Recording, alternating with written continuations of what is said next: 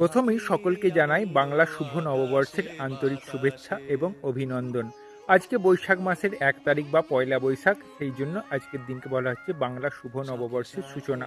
কিন্তু আমি যদি আপনাদের বলি বহু বছর আগে বৈশাখ মাসে বাংলা শুভ নববর্ষের সূচনা হতো না, তাহলে কোন মাসে হতো? অগ্রহায়ণ মাসে বাংলা শুভ নববর্ষের সূচনা হতো।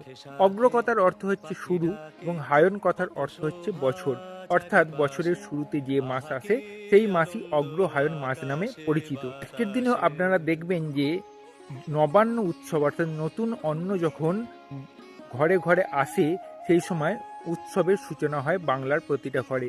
সেই সময় নতুন অন্ন অর্থাৎ নবান্ন উৎসবের সময়টাকে বাংলা নতুন বর্ষ হিসেবে শুরু করা হতো। কিন্তু তাহলে এই অগ্রহায়ণ মাস থেকে বৈশাখ মাসের এই দিনটা কি করে হলো? অখণ্ড বাংলার প্রতাপশালী এবং প্রভাবশালী রাজা শশাঙ্ক বঙ্গাব্দের সূচনা করেন।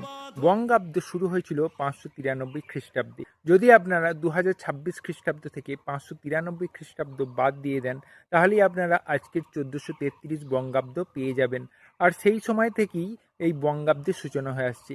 কিন্তু রাজা শশাঙ্ক একটা কাজ করেছিলেন, তিনি অগ্রহায়ণ মাসটাকে বছরের শুরু না ধরে তিনি বৈশাখ মাস থেকে বছরের শুরু ধরেছিলেন, এবং সেই থেকেই বাংলা নতুন বছর অর্থাৎ নববর্ষ, বাংলা নববর্ষ শুরু হয়ে আসছে এই বৈশাখ মাসে। আর পয়লা বৈশাখই হচ্ছে বাংলা নববর্ষের সূচনা। সেই ধারা আজও বজায় রয়ে গেছে। আমরা আজও বৈশাখ মাসের ১ তারিখেই বাংলা নতুন বছরের সূচনা হিসেবে ধরে থাকি। একবার সকলকে বাংলা নতুন বর্ষের বা নববর্ষের আন্তরিক অভিনন্দন এবং শুভেচ্ছা জানাই। সকলের এই বছর খুব ভালো কাটুক, সুন্দর কাটুক।